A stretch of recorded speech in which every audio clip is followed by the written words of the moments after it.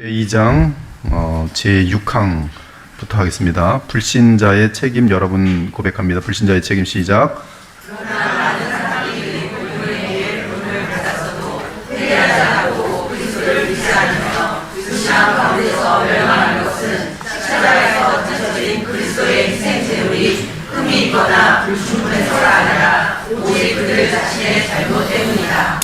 한 영혼의 구원에 있어서 하나님의 은혜는 주의 뜻을 완전하게 이루는가?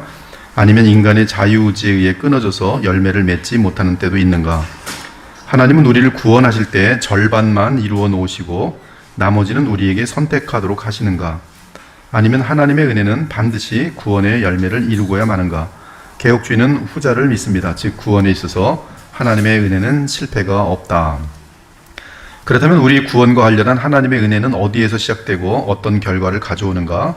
우리는 누구나 하나님께서 그분의 아들을 이 세상에 보내신 것이 하나님의 은혜의 행위였다는 사실에 전적으로 동의한다. 우리는 우리가 구원받을 수 있는 것은 오직 하나님의 은혜라고 거의 모두가 인정한다. 그러나 우리가 정말로 구원받은 것도 오직 그분의 은혜의 행위로만 되는 것일까? 혹은 아들 예수를 세상에 보내신 하나님의 은혜는 단순히 우리가 구원받을 수 있도록 가능성만 열어놓으신 것일까? 아니면 그리스도의 십자가 성령에서 흘러나오는 하나님의 은혜가 정말로 실제로 반드시 우리를 구원하는 것일까? 우리는 앞에서 너희는 그 은혜에 의하여 믿음으로 말미암아 구원을 받았으니 이것은 너희에게서 난 것이 아니요 하나님의 선물이라는 구절에서 믿음이 하나님의 선물인 것을 확인하였다. 그러나 알미니안들에게 이 구절에서 믿음은 각 개인의 자유의지적인 선택이다. 디모데후서 1장 9절 하나님이 우리를 구원하사 거룩하신 소명으로 부르심은 우리의 행위대로 하심이 아니요 오직 자기의 뜻과 영원 전부터 그리스도 예수 안에서 우리에게 주신 은혜대로 하심이라. 예, 여기 보면 그리스도 예수 안에서 우리에게 주신 은혜가 우리를 부르셨다. 구원으로 부르셨는데 그것은 행위대로 하심이 아니고, 그렇죠? 자기 뜻과 영원 전부터 택하신 그 택함에 따라 된다고 얘기했는데도 불구하고 알미니안들은 이 구절에서 하나님께서 아들을 세상에 보내신 것은 하나님의 은혜라고 동의한다. 그러나 그들이 이 구절에서도 동의하지 않는 부분은 사람이 그리스도를 믿는 것은 하나님의 은혜가 아니라 개인의 자유라는 것이다. 하나님께서는 그리스도 안에서 구원받을 수 있는 가능성만 열어주셨을 뿐 그 구원을 자기 것으로 만드는 것은 각 개인의 자유의지적인 선택에 달려 있다는 것이다. 결론은 지금 그 밑으로 끝까지 가보면은 인간의 마지막 구원의 문제에 있어서 딱 둘로 나뉘어요. 알미니안 또는 하나님의 은혜로 말미암는 구원, 그렇게 나뉘어지는데요. 이때 하나님의 은혜로 인한 구원이 인간의 자유의지에 어떤 영향을 미치지 못한다. 알미니안이고요. 그 은혜는 인간의 자유의지가 바뀔 수 있도록 새 생명을 주신다. 성령의 역사가 있다. 그것은 리폼드가 되는 것이에요. 이들은 사람들 안에 있는 자유의지가 하나님과 그분의 은혜를 받아들일지 거절할지를 결정한다고 생각한다. 알미니안 생각이죠. 따라서 구원의 사역은 하나님이 그리스도 안에서 하신 일과 인간의 자유의지적 선택이 조합을 이룰 때만 그 개인에게 구원이 임한다. 이 문제를 더욱 신학적인 용어로 쉽게 표현하면 히스토리아 살루티스, 구원사가 오르도 살루티스, 각 개인의 구원의 여정에 적용되는 것은 각 개인의 자유의지적인 선택으로 되는 것인지 아니면 성령의 역사로 되는 것인지에 대한 질문이에요. 신학적인 대단히 중요한 질문입니다. 하나님 성삼위 하나님께서 이루신 히스토리아 살루티스가 오직 인간의 자유의지적인 어떤 결단적인 믿음, 즉 난 받아들일래, 난 거절할래, 그것에 의해서 주님 성삼위 하나님이 하신 일이 막히기도 하고 열리는 것인지 아니면 성삼위 하나님께서 하신 일이 구속사가 인간의 이 악한 마음까지도 변화시켜서 구원에 이르도록 하는지에 대한 대단히 중요한 궁극적인 질문이 되는 것이죠. 우리 인간은 아담 안에서 멸망한 것처럼 모든 사람이 그리스도 안에서 저절로 구원받지는 않는다. 아담 안에서는 모두가 멸망당한 죄인이 됐어요. 그렇지만 그리스도 안에서 모두가 저절로 구원받지는 않습니다. 오직 예수 그리스도를 믿는 사람들만 구원받죠. 그렇습니다. 구원을 받으려면 각 사람에게 믿음이 있어야 합니다. 그리고 각 사람이 믿음을 가지려면 복음을 들어야 합니다. 이때 분명한 것은 복음을 듣는 모든 사람이 믿는 것은 아니라는 사실이, 이것은 역사 자체가 증거하죠. 지금도 복음이 전파된다고 해서 모든 사람이 믿진 않아요. 오히려 믿는 사람이 극소수죠. 따라서 모든 사람이 구원받는 것은 아니다. 그런데 왜 그럴까? 왜 어떤 사람은 믿지 않고 왜 다른 어떤 사람은 믿는 것일까? 믿지 않는 것은 누구의 잘못이며 믿는 것은 누가 주도한 것인가? 성령이신가? 각 개인의 자유의지인가?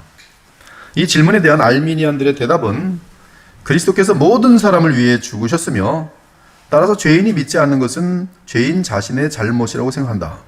우리 개혁파는 죄인 자신이 기꺼이 자신의 자유의지로 믿지 않기 때문에 구원받지 못한다는 데는 동의합니다. 하지만 그리스도께서 인류의 모든 사람을 위해 죽으셨다는 것과 각 개인이 자신의 자유의지로 그리스도를 믿고 구원받는 사실에 대해서는 반대합니다. 이 알미니안들은 개혁파 기독교인들이 그리스도께서 행하신 일을 불공평하게 만든다고 비난합니다. 개혁파의 주장처럼 예수 그리스도께서 택함받은 일부의 사람만을 위해 죽으셨다면 이는 나머지 인류에게 구원받을 기회를 주지 않는 것이기 때문에 이런 경우는 하나님은 불공평하다는 것이 지금까지 누차 말씀해 온 것처럼 하나님의 자비 문제를 인간이 지금 이제 공평하다, 불공평하다 지금 따지는 순간인데 이들은 그 인간의 그 어떤 그런 따짐 자체가 얼마나 큰 교만인지를 제대로 의식하지 못하는 것이. 그러나 이들의 주장 자체도 틀린 사실입니다. 그것은 사실이 아닙니다. 하나님은 모든 사람에게 구원받을 기회를 주시고 믿을 기회를 주십니다. 단지 그들이 복음을 받아들일 수 없을 만큼 부패하여져 있기 때문에 절대로 스스로의 힘으로는 복음을 믿지 못하며 끝까지 완고함을 포기하지 않는 것이, 따라서 그들은 자신의 자유의지로 기꺼이 절대로 끝까지 복음을 거부하고 기꺼이 거부하는 것이에요. 누구나 예외 없이 끝까지 구원을 얻지 못합니다. 이것이 일반 사람들의 입장이에요. 그러므로 그들은 스스로가 결정함으로, 믿지 않기로 결정함으로 끝까지 고집을 부림으로 그들의 멸망의 탓은 누구에게 돌릴 수 없어요. 오직 자신입니다.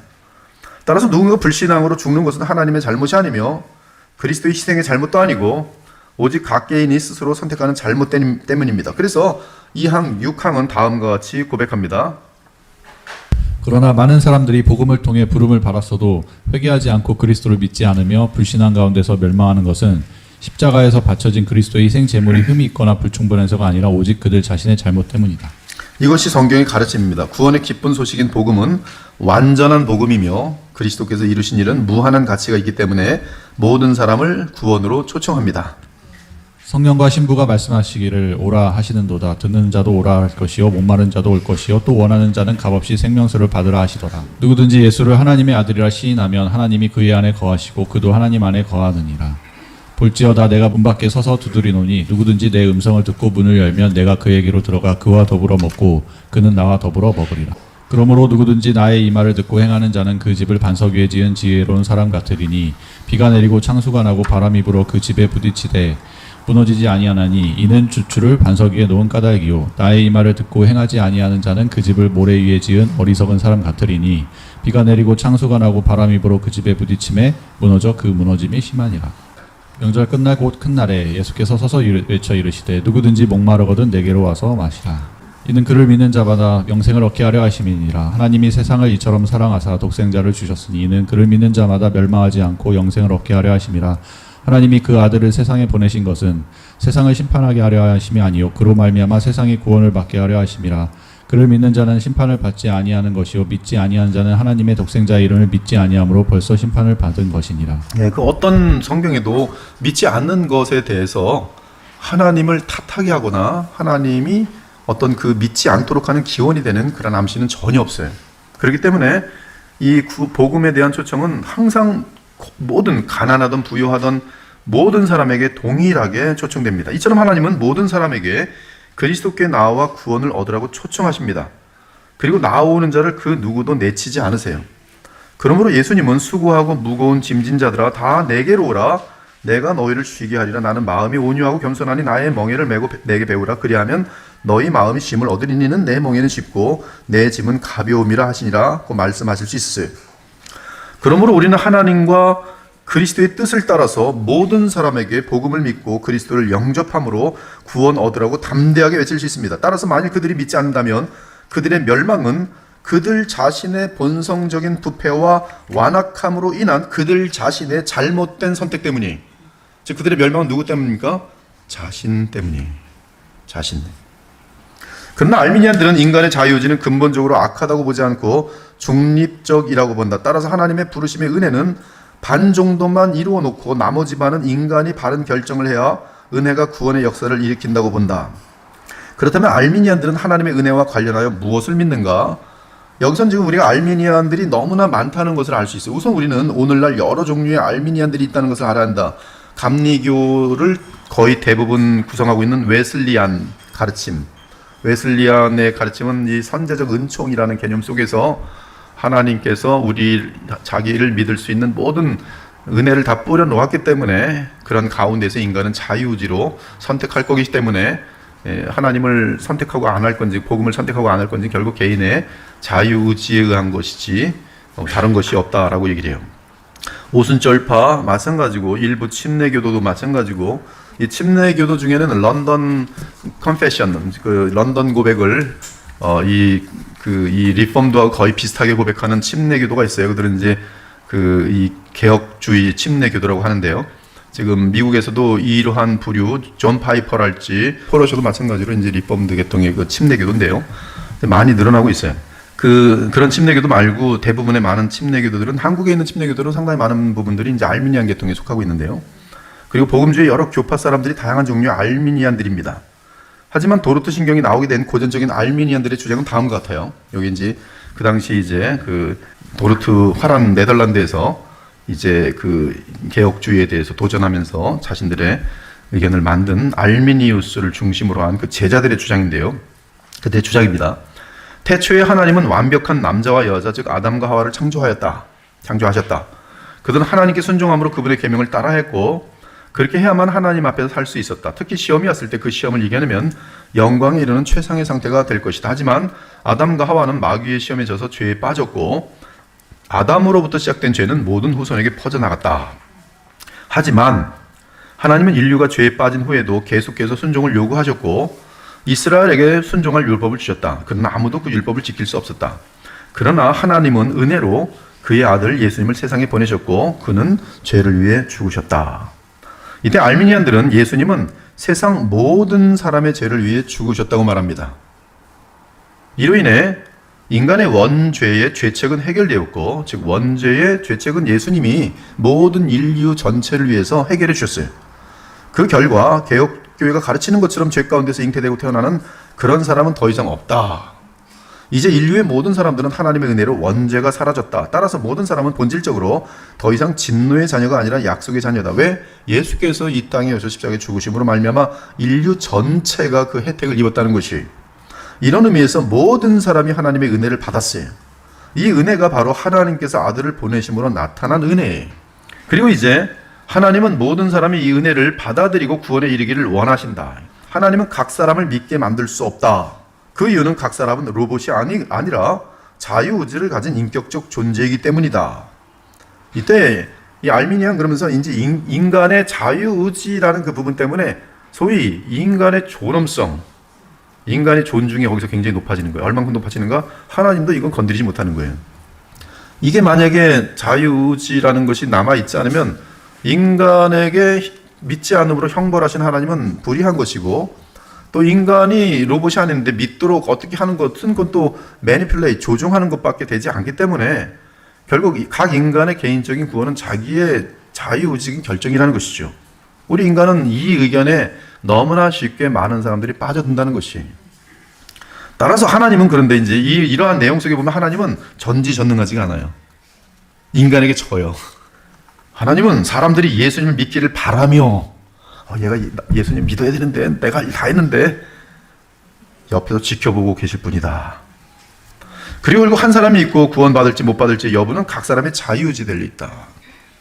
즉 하나님은 우리를 구원하기 위해 그분이 하실 수 있는 일을 다 하셨지만 그 구원이 완성되려면 각 사람이 자유의지에 따라 그 은혜를 받아들여야 한다. 그래야 그 사람의 구원이 결정된다. 하지만 이거는 인간의 논리요 인간의 생각일 뿐 성경의 가르침은 그렇지 않다는 거예요. 딴 데 이유가 없습니다. 성경의 가르침은 그렇지 않다는 거예요. 하지만 성경의 가르침은 알미니안들의 주장과 전혀 다르다. 성부와 성자와 성령의 역사는 서로 구별되지만 같은 뜻을 이루기 위해 있다. 즉 창세전에 택한 백성을 위해 하나님이 계획하신 바를 그리스도께서 시간과 공간의 역사 가운데 이루신다. 그리고 성령께서 오셔서 그리스도께서 이루신 일을 각 택함 받은 각 사람에게 적용하신다. 이때 성령의 적용은 effectual calling이에요. 즉 효력이 나타나는, 반드시 나타날 수밖에 없는. 근데 이때 성령께서는 기계적으로 로봇을 다루듯이 하는 것이 아니라 인간의 자유의지가 반응할 수 있도록 그에게 생명을 주심으로 말미암아 그 생명의 역사가 그의 자유의지가 살아서 원래 어둠밖에 선택할 수 없었던 그 자유의지가 바로 선한 하나님과 예수 그리스도와 또한 주님을 사랑하고 감사하는 마음 가운데 주님께 순종하길 원하는 그런 마음을 주심으로 말미암아 그가 인격적으로 믿음으로 반응할 수 있도록, 이때 믿음은 그러므로 성령께서 주시는 놀라운 너무나 깊은 차원의 은혜. 성경은 우리의 구원의 일부가 우리 자신에게 달려있다고 말하지 않는다. 또한 우리 자신의 경험을 뒤돌아볼 때도 그 사실을 쉽게 확인할 수 있습니다. 분명히 성경은 하나님께서 우리에게 예수님을 보내신 다음 인간이 스스로 믿고 결정하기를 기대하는 것으로 묘사하지 않는다. 예수님의 십자가 속량 및 부활을 통한 하나님의 구원의 은혜는 중간에 멈추지 않는다. 그 은혜는 구원에 관한 것입니다. 거듭남에 관한 것이에요. 그 은혜는 성령의 역사로 말미암아 택함 받은 자들에게 예수님을 믿을 수밖에 없도록 인도하신다. 그래서 은혜예요. 사도 바울은 에베소 2장 3절에서 우리도 다른 인류와 마찬가지로 본질적으로 진노의 자녀였다고 말한다. 이때 진노의 자녀였던 상태는 허물과 죄로 죽은 상태. 하나님은 허물과 죄로 죽었던 너희를 살리셨도다. 그때 즉 예수님을 믿기 전에, 살아나기 전에, 하나님의 은혜로 살아나기 전에 너희는 그 가운데서 행하여 이 세상 풍조를 따르고 공중의 권세 잡은 자를 따랐으니 곧 지금 불순종 아들들 가운데서 역사하는 영이라. 전에는 우리도 다 그 가운데서 우리 육체의 욕심을 따라 지내며 육체와 마음에 원하는 것을 하여 다른 이들과 같이, 즉 구원받지 못한 그들과 같이 본질상 진노의 자녀이었더니 긍휼이 풍성하신 하나님이 우리를 사랑하신 그 큰 사랑을 인하여 허물로 죽어 있는 우리를 그리스도와 함께 살리셨고 너희는 은혜로 구원을 받은 것이라. 우리도 구원받기 전에는 분명히 성경 솔라 스크립추라, 오직 성경에 따르면 본질적으로 죄와 허물로 죽었던 진노의 자녀였지. 그렇다면 그때 우리는 우리의 자유의지로 살아날 수 없고 은혜를 받을 수도 없습니다. 죽은 사람이, 폐역한 존재가 하나님의 원수 상태인데요. 오히려 아들을 보내시며 은혜를 부으신 하나님께서 우리를 살리심으로 우리는 믿음을 갖게 된 것이, 살아남으로 믿음을 갖게 돼요. 그리스도의 속량과 부활로 인해 우리에게 나타난 하나님의 은혜는 성령의 역사로 이어지면서 죽은 자를 살립니다. 이때 성령께서는 믿음을 주심과 함께 거듭나게 하십니다. 그러므로 창세전에 계획되어 십자가로 인해 시작되는 하나님의 은혜는 중간에 멈추는 은혜가 아니, 은혜의 완성을 위해 인간의 자유의지에 의존하는 은혜가 아닙니다. 도리어 하나님께 작정하시고 예정하신 것을 반드시 이루어내는 전능하신 하나님의 능력이, 즉 그 은혜는 생명과 부활의 역사를 일으키는 새 창조의 은혜로서 바로 하나님께서 그리스도의 속량을 통해 우리에게 나타내신 은혜예요. 결론은 복음으로 부름을 받았지만 회개하지 않고 그리스도를 믿지 않는 모든 사람은 자신이 구원받지 못함에 대해 비난할 대상은 오직 자기 자신밖에 없어요. 그러나 예수님을 영접하여 믿고 구원을 얻은 사람들은 택함 받은 자들로서 오직 그들은 하나님의 은혜로 믿음을 얻어 구원을 얻게 된 것이 제7항 하나님의 선물인 믿음. 자, 다 같이 고백합니다. 그러나 시작.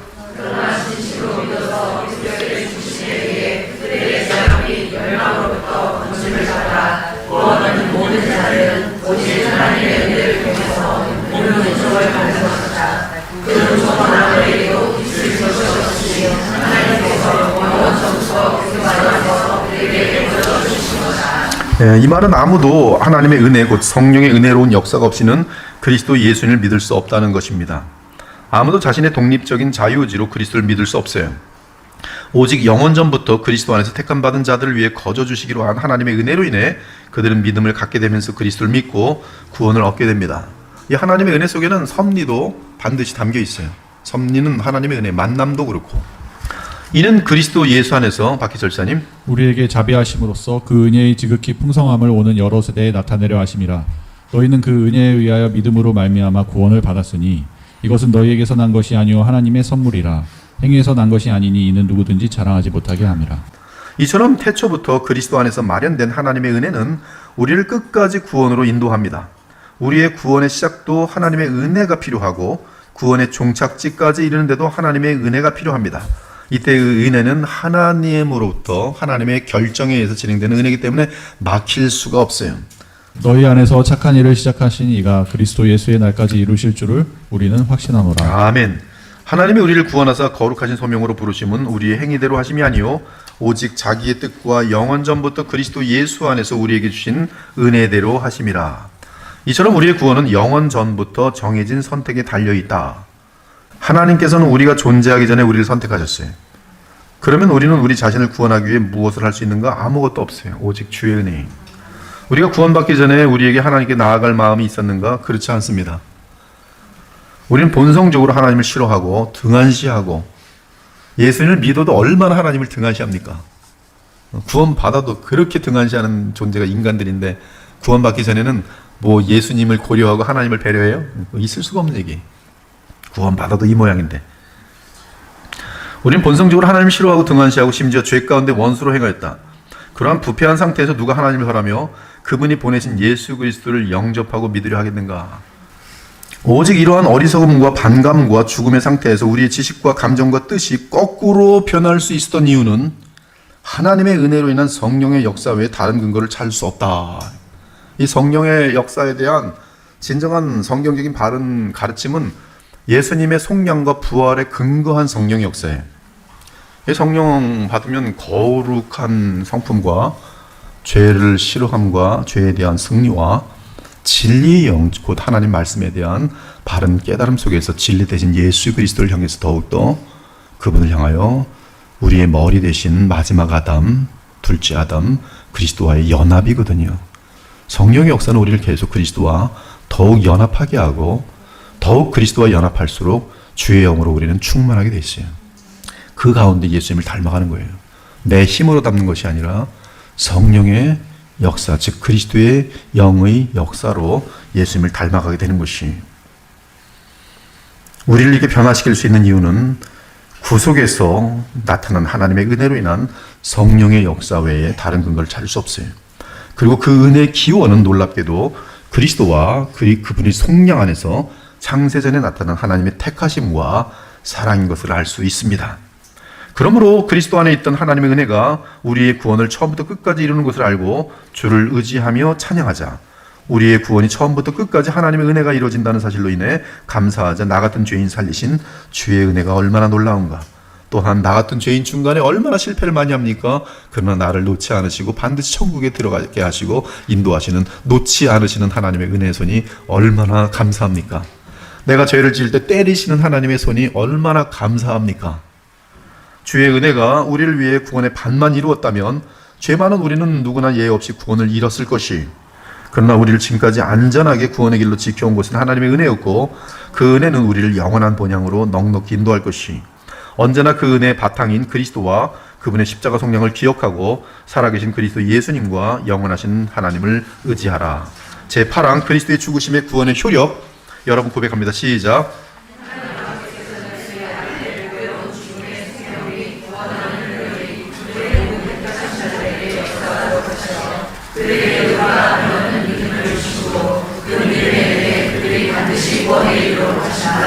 이것이 분의 완전한 자유로 되어이며 매우 그대로 뜻과 동일이다. 다른 말로 하면 그리스도가 십자가의 불을 통해 그리스도께서 십자가의 얼굴을 통해 새 언약을 확산하셨다.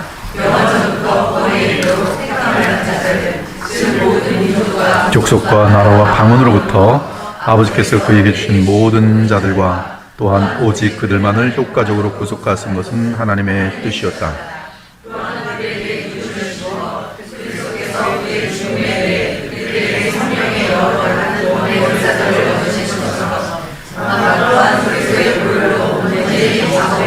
그리고 모든 일이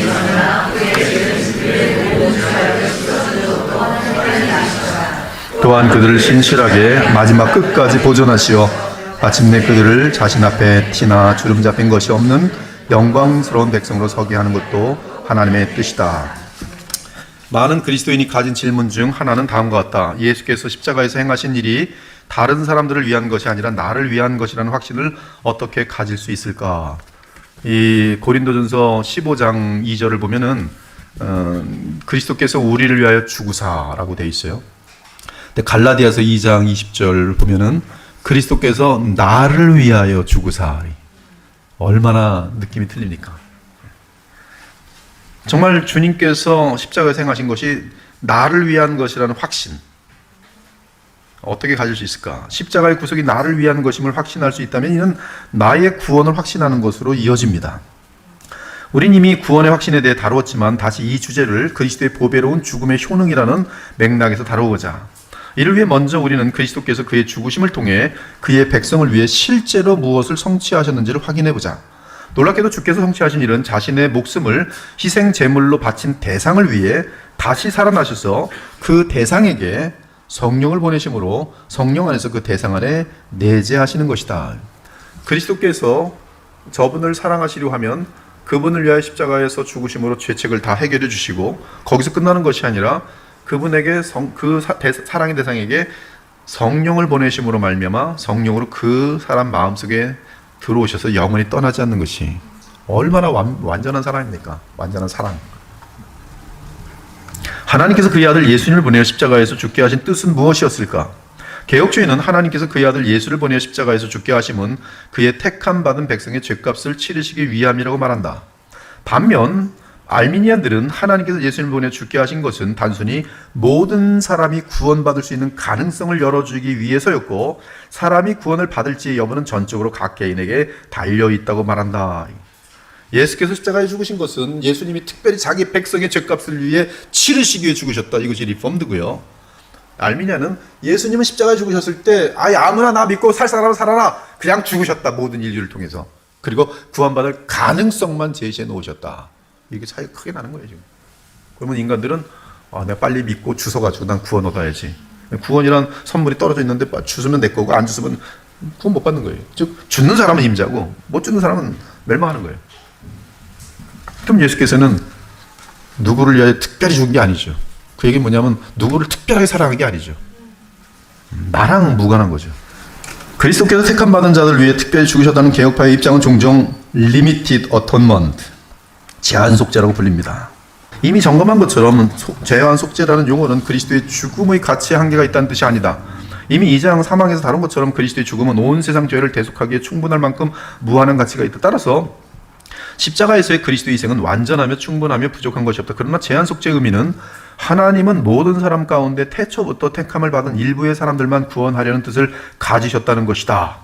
따라서 예수님을 보내어 죽게 하심은 모든 사람을 위한 것이 아니라 창세 전부터 택함 받은 자들만을 위한 것이다.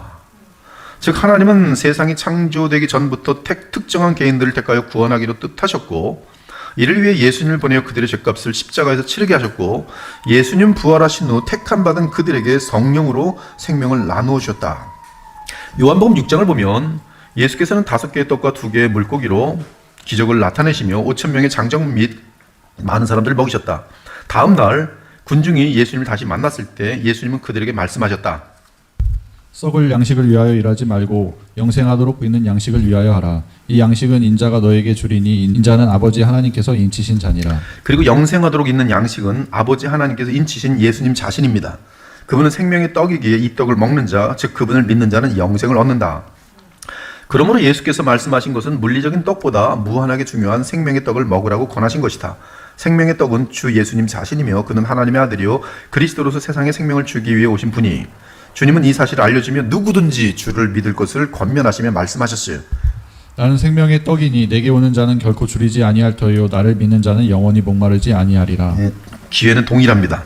그리고 말씀하십니다. 그러나 내가 너희에게 이르기를 너희는 나를 보고도 믿지 아니하는도다 하였느니라. 아버지께서 내게 주시는 자는 다 내게로 올 것이요 내게 오는 자는 내가 결코 내쫓지 아니하리라. 예수님 신기합니다. 모든 사람에게 너희들이 예수를 믿으면 반드시 구원한다 얘기하는데, 내게 오는 자는 아버지께서 내게 주시는 자만이 와요. 너희는 그리고 나를 보고도 믿지 않는다. 그 문맥 속에서는 너희는 아버지께서 내게 주신 자가 아니라는 말씀이 돼요. 자, 여기서 보면 예수님의 오병이어의 기적을 보고 예수님을 믿고 따르는 자들이 있었어요. 그런데 예수께서 나는 생명의 떡이라고 하니 예수님을 직접 눈으로 보고도 더 이상 그를 믿지 않는 자들이 생겨났어요. 복음을 얘기했더니 방금 이 오병이어의 기적을 행했을 땐 그렇게 많은 사람들이 쫓아오더니, 그렇죠? 장정만 5천을 먹였으니 얼마나 많은 사람들이 쫓아온 것이에요.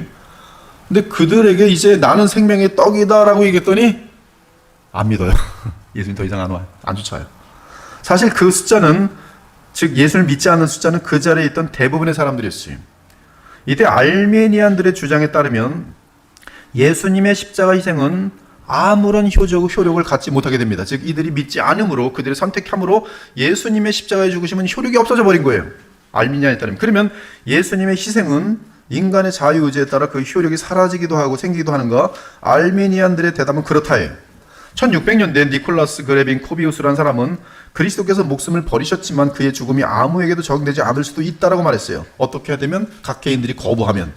만일 그의 주장이 진리라면 주 예수께서는 자신을 믿지 않는 유대인들을 마주했을 때 자신의 십자가 희생이 헛되게 되는 것을 보면서 절망과 비참에 빠지셨을 것이에요. 이렇게 내가 엄청난 일을 이뤘는데 얘네들이 믿지 않는구나. 내 십자가에 정말 내 피를 다 쏟는 이런 모든 것들이 허사구나. 아무런 결과가 없구나. 그걸만 비참합니까? 그래서 예수님은 자신의 십자가 희생이 헛되지 않도록 그들에게 간절히 간청하며 믿으라고 당부하셨을 것이. 그러나 예수께서는 분명히 말씀하십니다. 즉 생명의 떡이신 예수님을 믿는 자들은 따로 있다.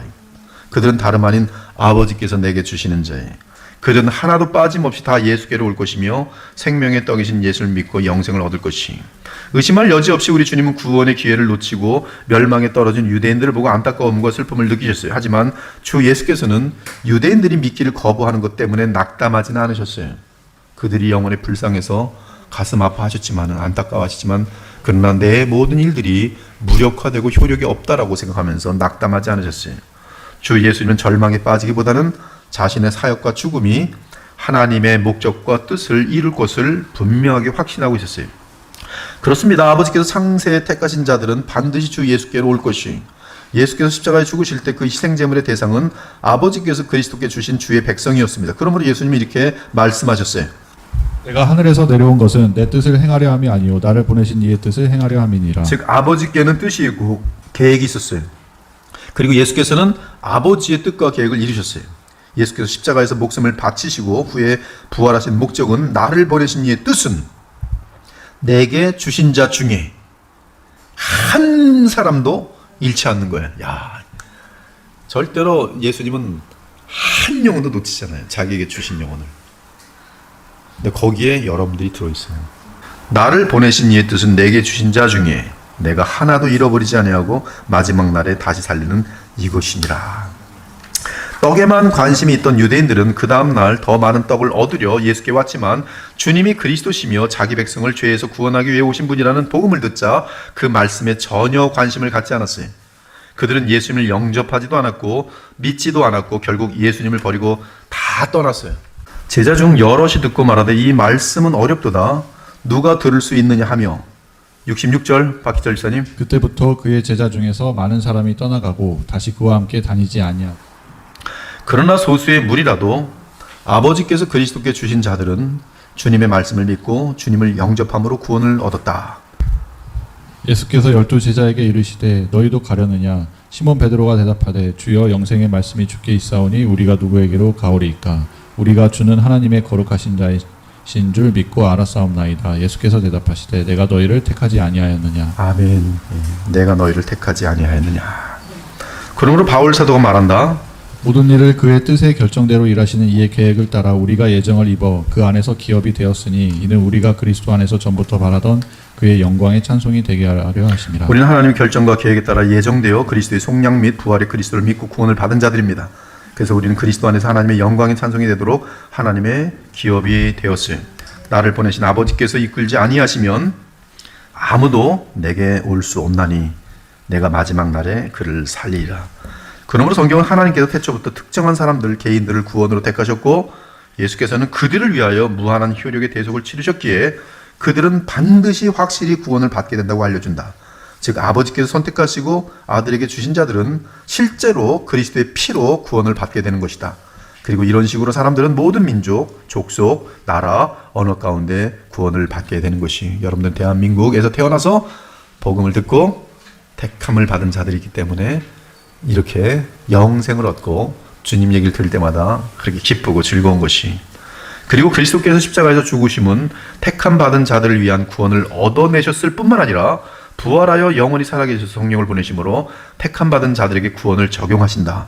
그리스도께서는 자신이 대신하여 죽으신 택한 자들의 마음을 성령으로 거듭나게 하셔서 새 생명을 얻게 하신다. 따라 성도들은 거룩한 생명을 가지고 성령을 따라 모든 죄성을 이겨낼 수 있다. 이는 곧 물로 씻어 말씀으로 깨끗하게 하사 거룩하게 하시고 자기 앞에 영광스러운 교회로 세우사 티나 주름 잡힌 것이나 이런 것들이 없이 거룩하고 흠이 없게 하려 하심이라. 이는 너희가 흠이 없고 순전하여 어그러지고 거스르는 세대 가운데서 하나님의 흠없는 자녀로 세상에서 그들 가운데 빛들로 나타내며 생명의 말씀을 밝혀 나의 다름질이 헛되지 아니하고 수고도 헛되지 아니하므로 그리스도의 날에 내가 자랑할 것이 있게 하려 함이라. 이것이 바로 하나님께서 택하신 자들을 향한 뜻이요, 그리스도께서는 그들을 위해 죽으실 뿐만 아니라 성령을 통해 효과적으로 그들을 구원으로 인도하시는 것이다. 이제 구원받은 자들은 복음의 능력으로 계속 그리스도를 닮아가야 할 것이다. 그래서 성품과 삶에 있어서 흠이 없어야 하고 하나님의 영광과 그리스도의 나라를 위하여 풍성한 열매를 맺어야 할 것이다. 제9항 하나님의 경륜의 성취, 여러분 고백합니다. 시작.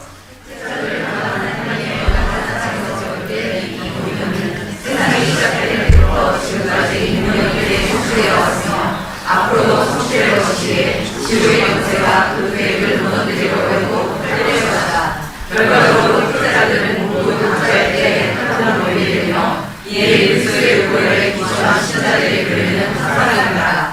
그 교회는 그 교회를 위하여 십자가에서 자신의 생명을 내려놓으신 십자가를 위한 친구로서 이 땅에서와 영원 문으로 변함없이 그를 사랑하고 끝까지 십자가를 예배하며 찬양할 것이다. 아멘. 개혁주의 예정교리에 대한 가장 악의적이거나 사악한 공격 중 하나는 예정교리가 하나님을 차갑고 잔인한 존재로 만든다는 것이다. 우린 택하심과 유기에 대해 상고할 때 이미 이러한 비난에 관하여 살펴보았다. 하지만 이러한 공격은 그리스도께서 누구를 위해 죽으셨는지에 대한 가르침과도 관련된다. 그러나 도로트 신조는 하나님께서 오직 택함 받은 자들만을 구원으로 확실히 인도하실 것이라고 고백한다. 이 사실은 위안을 주는 교리이며 하나님의 사랑에 대해 확증하는 교리다. 2장 8항의 도르트 신조를 들어보자. 이것이 그분의 완전한 자유로운 계획이며 매우 은혜로운 뜻과 경륜이다. 다른 말로 하면 그리스도께서는 십자가의 보혈을 통해 새 언약을 확증하셨다. 영원전부터 구원에 이르도록 택함을 받은 자들, 즉 모든 민족과 족속과 나라와 방언으로부터 아버지께서 그에게 주신 모든 자들과 또한 오직 그들만을 효과적으로 구속하는 것은 하나님의 뜻이었다. 이 택함 받은 자들을 위해 예수께서 십자가에서 보혈을 흘리신 것은 은혜로운 사건이었다. 사실 하나님께서는 이런 구속사를 이루실 필요가 없었다. 하나님의 법대로 모든 사람에게 그들의 죄악에 따라 형벌을 가하는 것은 하나님의 공의였다. 따라서 하나님은 누구도 구원할 필요가 없으셨다. 하지만 하나님은 사랑 때문에 인류 중 택함 받은 자들에게 은혜를 베푸셔서 구원하셨다. 택자들을 향한 하나님의 영원한 사랑에서 비롯된 이 경륜은 세상이 시작된 때부터 지금까지 능력 있게 성취되어 왔으며 앞으로도 성취될 것이기에 지옥의 권세가 그 계획을 무너뜨리고 해도 헛될 것이다. 택함 받은 자들을 구원으로 이끄는 경륜은 하나님의 영원한 사랑에서 비롯되었다. 그분이 우리를 사랑하셨기 때문에 우리를 구원하기로 계획하셨고, 그분이 우리를 사랑하셨기 때문에 우리에게 독생자를 주셨다.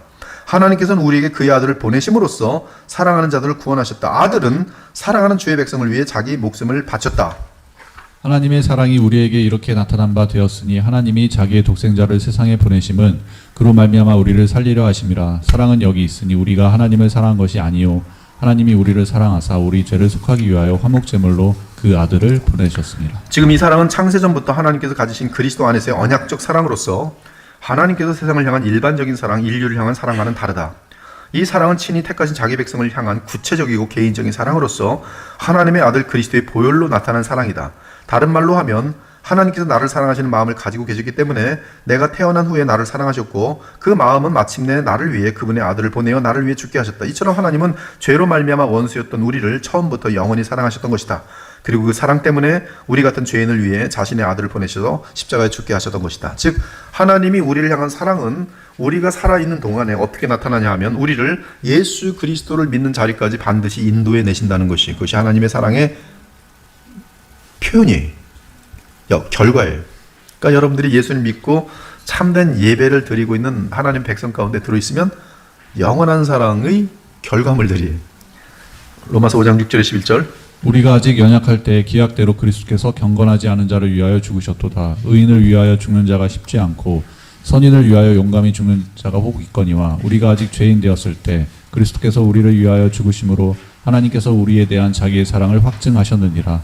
그러면 이제 우리가 그의 피로 말미암아 의롭다 하심을 받았으니 더욱 그로 말미암아 진노하심에서 구원을 받을 것이니 곧 우리가 원수 되었을 때 그의 아들의 죽으심으로 말미암아 하나님과 화목하게 되었은즉 화목하게 된 자로서는 더욱 그의 살아나심으로 말미암아 구원을 받을 것이니라.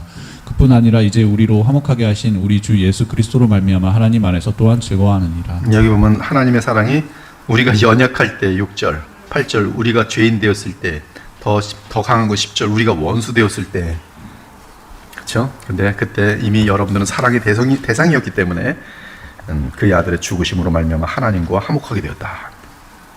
그러므로 우리 주 예수님은 나를 보내신 이의 뜻은 내게 주신 자 중에 내가 하나도 잃어버리지 아니하고 마지막 날에 다시 살리는 이것이니라. 내 아버지의 뜻은 아들을 보고 믿는 자마다 영생을 얻는 이것이니 마지막 날에 내가 이를 다시 살리라 하시니라고 분명하게 말씀하신 것이다. 이것이 복음의 메시지이고 우리 각자를 위한 약속이다. 누구든지 예수 그리스도를 믿고 그를 생명의 떡으로 받아들이면 구원을 받을 것이다. 또한 도르트 신조는 계속해서 택하심의 교리가 우리를 게으르게 만들지 않는다고 말한다. 택자들은 모두 각자의 때에 하나로 모이게 되며 이에 그리스도의 보혈에 기초한 신자들의 교회는 항상 있다. 그 교회는 그 교회를 위하여 십자가에서 자신을 생명을 내려놓으신 신랑을 위한 신부로서 이 땅에서와 영원 무토록 변함없이 그를 사랑하고 끝까지 신실하게 예배하며 찬양할 것이다. 2장 9항. 택함을 받은 신자들은 참 교회를 구성한다. 그리고 참 교회는 운명론적으로 손을 얹고 가만히 앉아 있지 않는다. 택함 교리를 오해하는 자들은 택함 받은 자들은 어차피 구원을 받을 것이고 택함 받지 않은 자들은 정죄를 받을 것이기에 사람들에게 그리스도를 믿으라고 초청할 필요가 없다고 말한다. 이런 굉장히 약한 거죠. 그리고 이렇게 혹시 가르치고 있다면 하이퍼 칼빈이즘이라는 아주 어리석은 그런 집단들이, 정말 그런 집단들이 있었습니다. 뭐 하나님이 다 결정해서 구원할 건데 우린 그냥 뭐 전도할 필요도 없고 그냥 뭐 열심히 예배드리고 그러면 된다는 식으로 하는데 큰일 나죠. 그러나 그렇지 않다. 택함 교리는 그렇게 가르치지 않습니다. 그리스도 안에서 택함 받은 자들은 모든 사람에게 그리스도 예수님의 속량을 믿으라고 초청하며 살아계신 그리스도를 영접하라고 부른다. 그 이유는 하나님께서 그리스도를 믿는 모든 사람에게 영생을 약속하신 것은 진정한 약속이기 때문이다. 따라서 우리는 택함 교리를 핑계 삼아 아무것도 할 것이 없다고 말해서는 안 된다.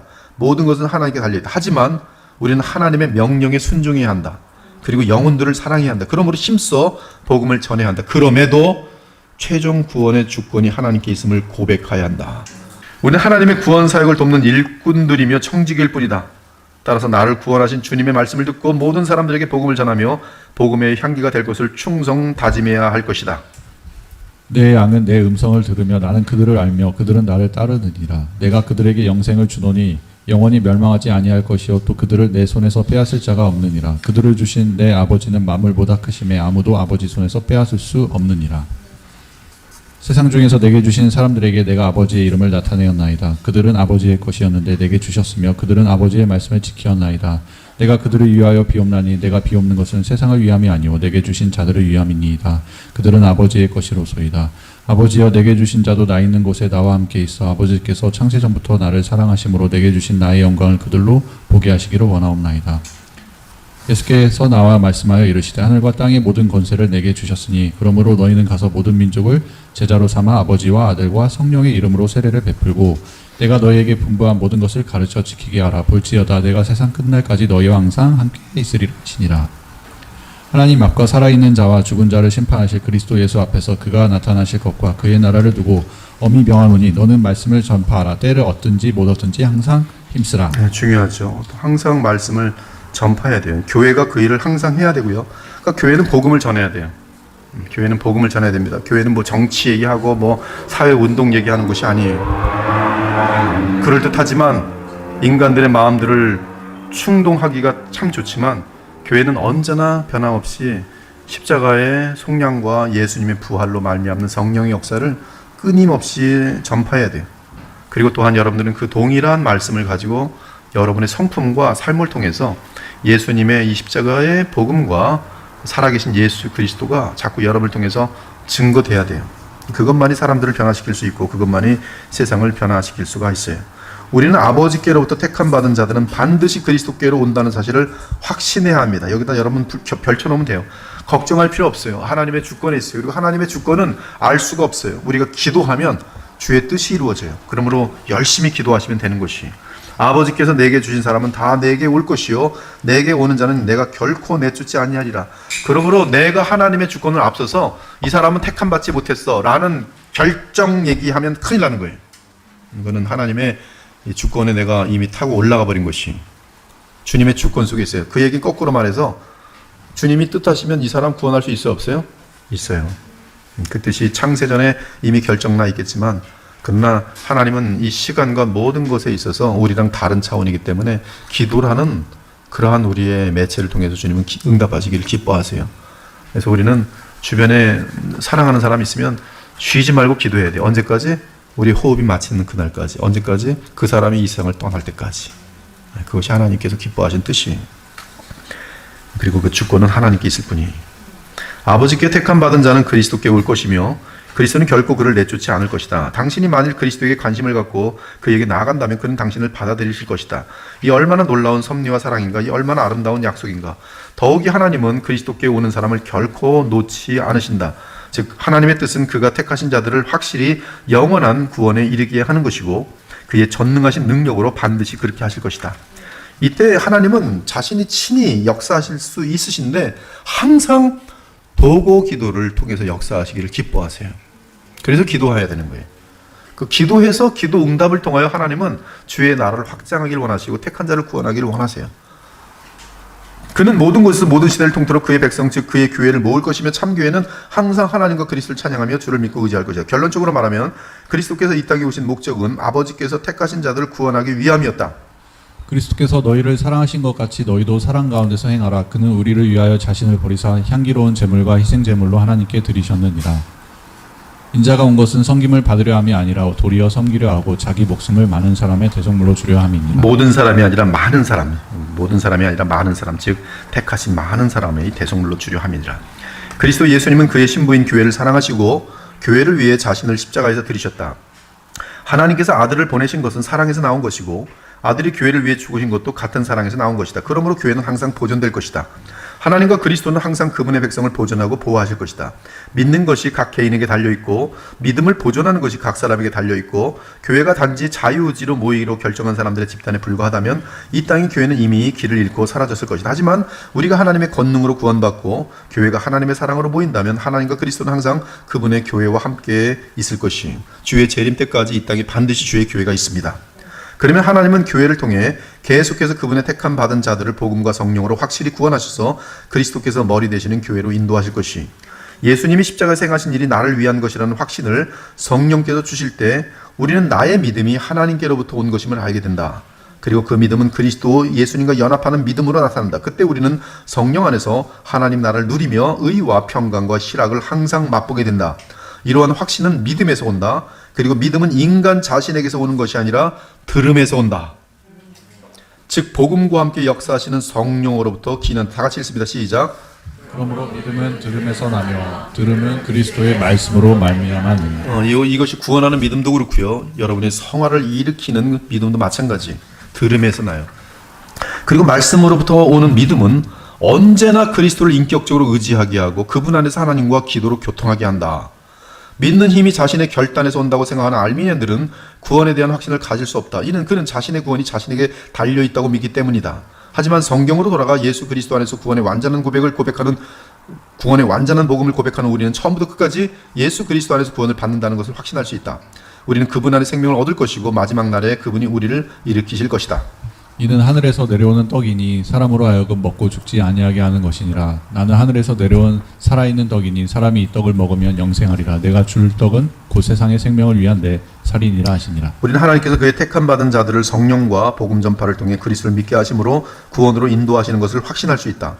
그분은 이것이 그의 뜻이기 때문에 반드시 이루실 것이며 당신은 그 사랑 때문에 거듭나서 성숙하게 되면서 한없는 감사와 찬송을 하나님과 그분의 어린 양 예수 그리스도께 돌리게 될 것이다. 아멘. 그 나머지는 이제 그리스도의 죽음과 그것을 통한 구속의 가르침에 대한 이 알미니안의 반대 주장을 배격하는 내용인데요.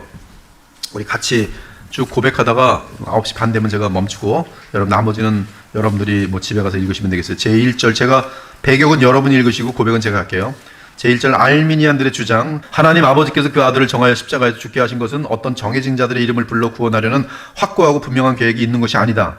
그래야 그리스도의 죽음으로 얻은 구속의 필요성과 유용성과 가치가 어떤 개인에게 실제로 전혀 적용되지 않을지라도 그 모든 면에서 완전 무결하며 본연 그대로 남아있을 수 있다. 배격. 이 주장은 하나님 아버지의 지혜와 예수 그리스도의 공로에 대한 모독이며 또한 성경과 모순된다. 우리의 구주께서는 이렇게 말씀하셨다. 나는 양을 위하여 목숨을 버리노라. 나는 그들을 아노라. 또한 이사야 선지자도 구세주에 관하여 이렇게 말씀하셨다. 그의 영혼을 속건제물로 드리기에 이르면 그가 씨를 보게 되며 그의 날은 길 것이요 또 그의 손으로 여호와께서 기뻐하시는 뜻을 성취하리로다. 마지막으로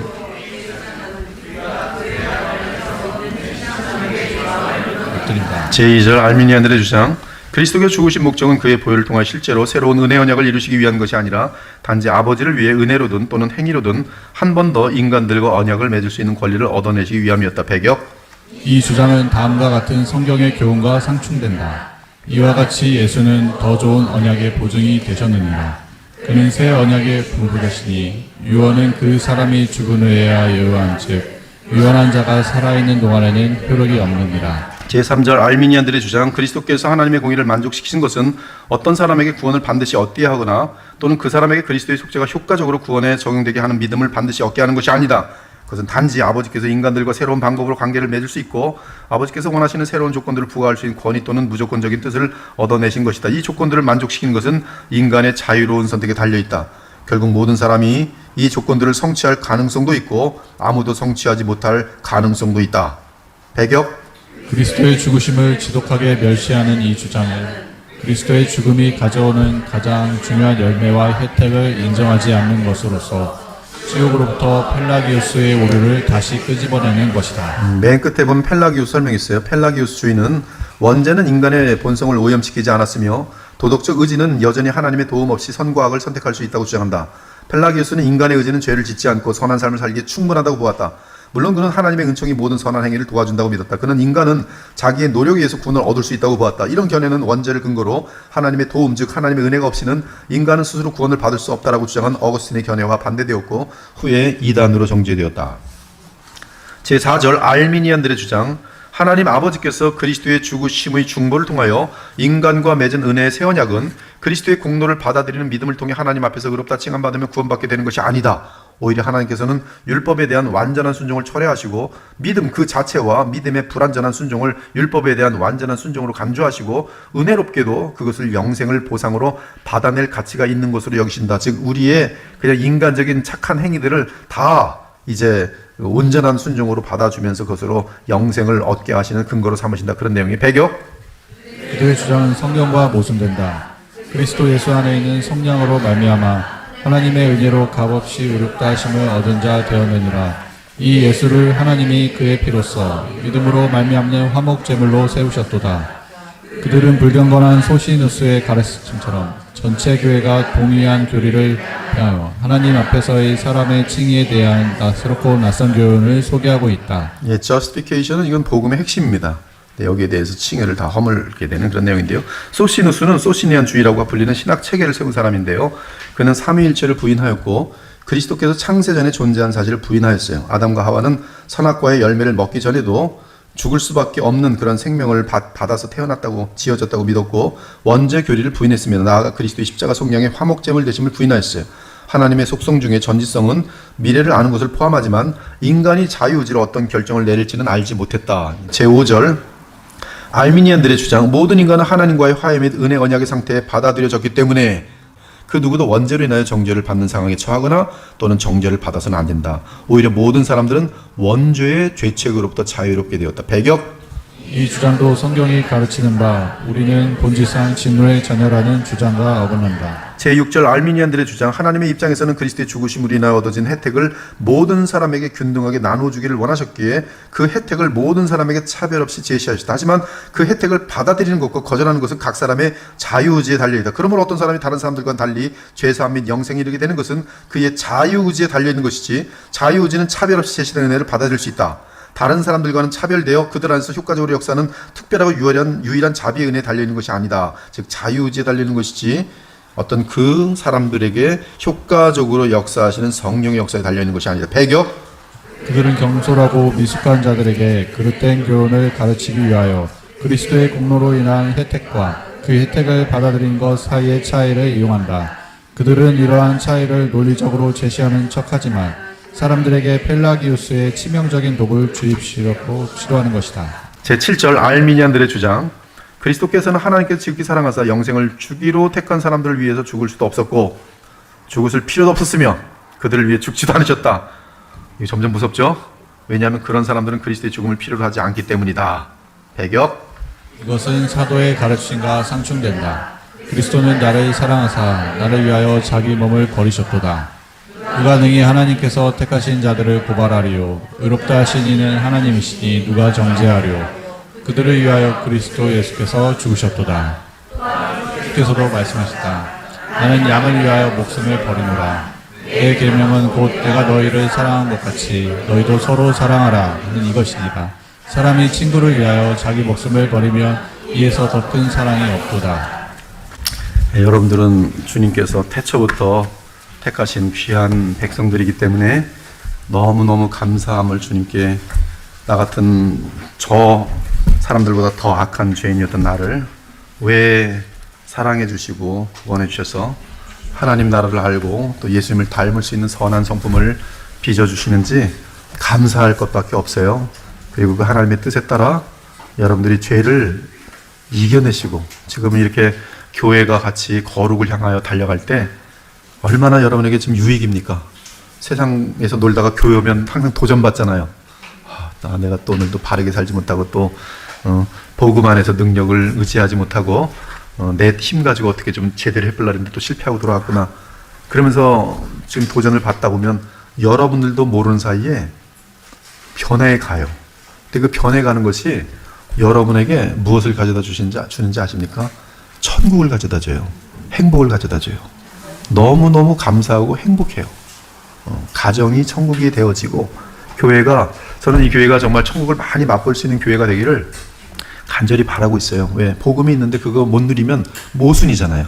그래서 실제 현상들이 나타나길 바라는데 여러분들이 마음을 모아서 나는 나의 짧은 인생을 헛된 인생으로 살지 말고 지혜롭게 지금부터 많은 영원한 보람들과 열매를 맺으면서 살 수 있는 너무나 행복하고 감사한 사람이 되길 원하는 마음으로 더욱 은혜의 방편들, 기도와 말씀과 복음을 가까이 하시면서 집에 있을 때도 틈나는 대로 성경을 억지로 펴서서 보시면은 기분이 날마다 새로워질 거예요. 그리고 어느샌가 주님 안에서 아름다운 사람들이 되어질 것이기 때문에 그러한 영광스러운 교회, 저는 이 시대가 다른 세대보다 분명히 더 악해지고 있는 것을 분명히 느낍니다.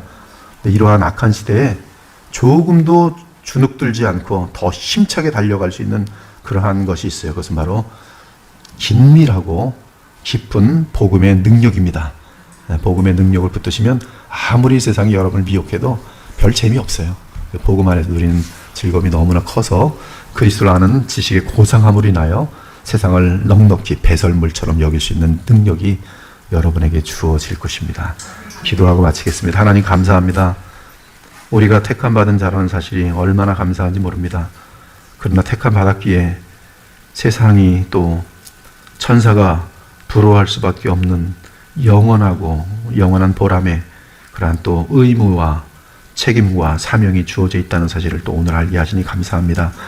우리 주변에 이 기쁨을 알지 못하고 영원한 나라를 알지 못하고 썩을 것을 위해 허덕이며 물어뜯고 미워하고 죽이고 정말 인간 같지 않게 무서운 짐승처럼 변해가는 사람들이 얼마나 많은지요. 그들 무리 가운데 우리가 있지 않고 정말 주님의 자녀로서 아름다운 삶을, 성품을 나타낼 수 있는 그러한 신분으로 부르셨사오니 주님, 이 세상에 멸망을 향하는 세상을 향해서 아름다운 하나님의 나라를 보여줄 수 있는 복음의 향기들 다 될 수 있도록 주님 인도해 주시기를 원합니다. 헛된 삶이 되지 않고 이미 젊었을 때부터 영원한 보람된 삶을 살아감으로 말미암아 가장 지혜롭고 가장 복되고 아름답고 영광스러운 하나님의 자녀들이 다 되게 하여 주시옵소서. 돌아가는 발걸음에 주의 은혜가 넘치기를 간절히 부탁드리며 살아계신 우리 주 예수 그리스도 이름으로 기도 올려옵나이다. 아멘.